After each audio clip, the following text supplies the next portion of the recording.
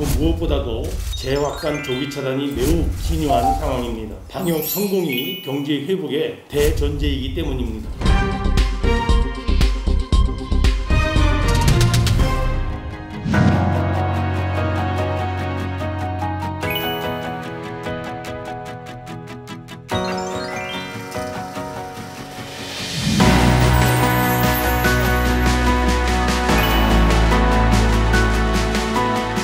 지금부터 제15차 비상경제중앙대책본부 회의를 시작하겠습니다.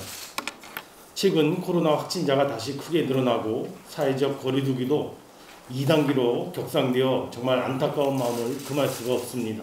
특히 그동안 확진자 수가 진정세를 보여오던 가운데 소비, 투자, 생산 등 경제 회복의 불씨가 어렵게 살아나던 흐름 속에서 맞부딪힌 상황이라 그 무엇보다도 재확산 조기 차단이 매우 중요한 상황입니다. 방역 성공이 경제 회복의 대전제이기 때문입니다. 정부는 이제까지 추진해온 위기 극복과 경기 회복 대책들을 최근 방역 상황에 맞게 조정하여 수미일관 추진하고 아울러 더 힘든 계층, 취약한 부분의 추가 피해 대비 및 지원 사각지대를 보강하는 추가 대책도 적극적으로 강구해 나갈 방침입니다.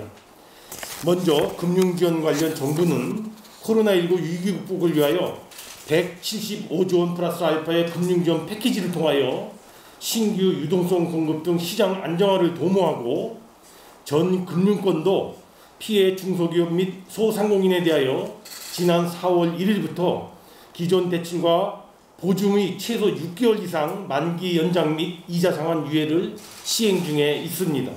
정부는 최근 코로나19 재확산에 따라 중소기업 소상공인의 어려움이 가중될 수 있는 상황인 만큼 앞으로 100조 원 이상 남아있는 현재의 금융지원 패키지 여력을 최대한 활용하여 시중 유동성을 보다 적극적으로 지원해 나갈 것입니다. 한편 코로나19에 따른 국내의 물적, 인적 이동의 급감 등으로 더 큰 경영 애로를 겪고 있는 항공산업을 위하여 기존의 지원 대책을 연장 보완하고 중장기적으로 항공산업의 경쟁력 제고 대책도 마련하였습니다. 우선 지난 8월 20일 항공여객 운송업 등의 특별고용 지원업종 지정 기간을 이미 내년 3월까지 연장하였고 고용유지지원금 지원 기간도 60일을 더 연장하였는 바 이번에는 공항시설 사용료, 상업시설 임대료 등의 감면 납부유예 기한을 추가적으로 연장하고자 합니다.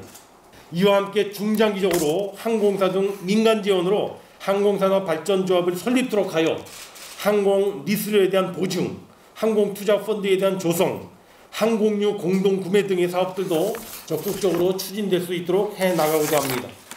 오늘 경제중대본회의에서는 금융지원 현황점검 및 대응방안, 그리고 항공산업 지원방안, 마지막으로 인구구조변화 대응방향 등을 상정하여 논의합니다.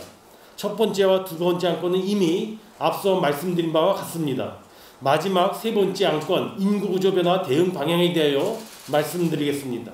어제 발표된 인구동향조사 결과에 따르면 금년 2, 4분기 합계 출산율은 역대 최저인 0.83명을 기록, 인구구조변화가 당초 예상보다 급속하게 진행되고 있습니다. 이와 같은 인구구조변화는 경제사회 전반에 심대한 영향을 미치는 구조적인 위험 요인으로서 국가 차원의 총력 대응 착수는 이제 선택이 아니라 필수 그리고 생존의 문제가 되었습니다. 이러한 인식을 토대로 정부는 지난해부터 범부처적으로 인구정책 TF를 구성하여 지난해 하반기 1기 TF가 마련한 대책을 발표해 드린 바가 있고 이어 금년 1월부터 가동되었던 2기 TF가 마련한 대책을 오늘 발표하게 된 것입니다.